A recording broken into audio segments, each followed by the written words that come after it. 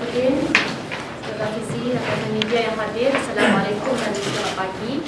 Saya membaca kenyataan saya yang berkait juga dengan perangkaan masa hadapan, khusus berkait dengan keperluan kerajaan Malaysia untuk mereformasi indeks kemiskinan demi mengenal pasti kadar kemiskinan sebenar dalam negara. Indeks kemiskinan multidimensional poverty index wajib diguna pakai dalam mengejar impian negara berpendapatan tinggi.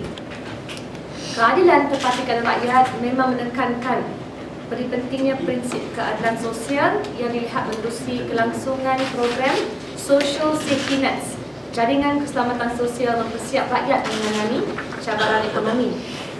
Dengan survey JobStreet yang mudah disebut oleh Datuk Saifuddin, tambahan dengan hakikat household debt kita yang begitu besar pada 140% berbanding dengan pendapatan, rakyat Malaysia akan terus dicengkam dengan beban hutang.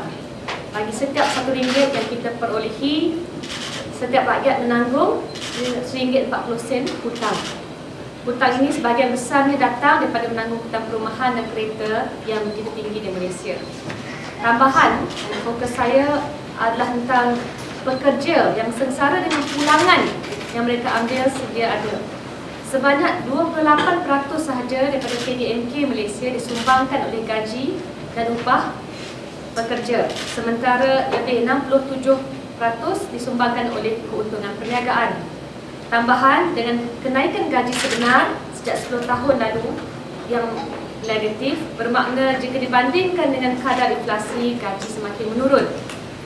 Pun begitu, Barisan Nasional masih menumpukan perhatian sepenuhnya terhadap kejayaan seperti penurunan golongan miskin tegar semakin kecil pada 1.7% banding dengan 49.7% pada tahun 1970 dan pemberian wang BRIM yang semakin bertambah tahun ini 7.9 juta orang. Saya tekankan perancangan masa depan di bawah Barisan Nasional amat menakutkan.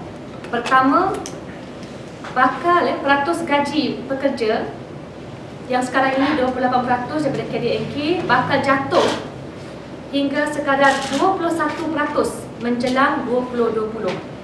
Perangkaan ini disasar oleh pemandu dalam program transformasi ekonomi mereka. Saya bandingkan di Korea Selatan pekerja bawa pulang gaji 45.8%, Singapura 42%. Menunjukkan betapa teruknya kita nak banding dengan negara-negara maju ini. Kedua, seperti dinyatakan oleh Profesor Fatimah Kari dari Pusat Kajian Kemiskinan dan Pembangunan Universiti Melayu, kajian yang saya fikir tidak mendapat inputan yang sewajarnya, potongan subsidi oleh kerajaan secara berterusan, berperingkat akan memberi kesan kepada isi rumah Melayu dan Bumiputera khususnya yang miskin, sama ada di luar atau di dalam bandar. Kadar kemiskinan ini dijangkakan akan kembali kepada tahun 1970. Kembali ke tahun itu dalam tempoh terdekat atau sederhana sekiranya isu jurang pendapatan tidak dikawal oleh kerajaan. Model ekonomi yang digunakan pakai oleh Fatimah juga menunjukkan potongan subsidi akan memberi kesan kepada kadar kemiskinan bangsa masyarakat Cina dan India di bandar dan luar bandar. Yang penting, hatta sehingga bantuan rakyat satu Malaysia sekalipun tidak mampu menyelamatkan rakyat daripada perangkap kemiskinan yang menanti. Ketika ini, indeks Gini Malaysia adalah pada 0.43, salah satu yang tinggi di dunia, dan kita berada di tangga 45 bersebelahan Botswana dan Belarus dalam laporan gaji purata ILO.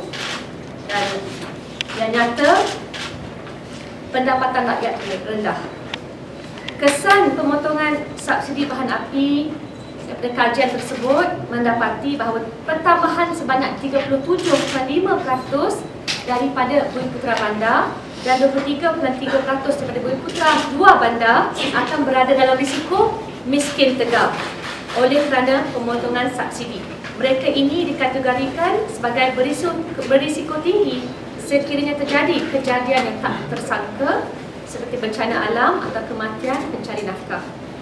Justru dicadangkan dalam kita mengenal pasti golongan berisiko tinggi, Kaedah baru harus dilaksanakan buat Malaysia dalam memastikan masa depan kita terjamin menerusi penggunaan Indeks Kemiskinan Multidimensi atau MPI.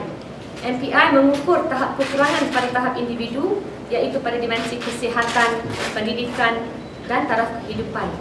Indeks ini boleh digunakan untuk memberikan gambaran yang lebih jelas tentang tahap kemiskinan, kehidupan orang miskin dan perbandingan antara bandar dan luar bandar, antara etnik dan pelbagai lagi demografik masyarakat.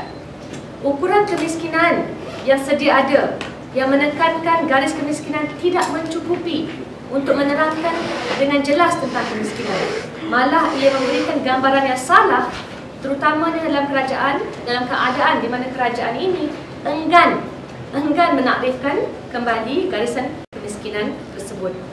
Cukuplah dengan mendabik dada berbangga dengan pengurangan golongan miskin tegar pada 1.7% tahun 2012. Tiba masanya kita menaik taraf cara menilai kadar kemiskinan yang setaraf dengan negara-negara OECD, negara-negara berpendapatan tinggi lainnya. Sekiranya tidak, kita hanya akan terus mengelakkan harapan serta kesejahteraan masa depan rakyat.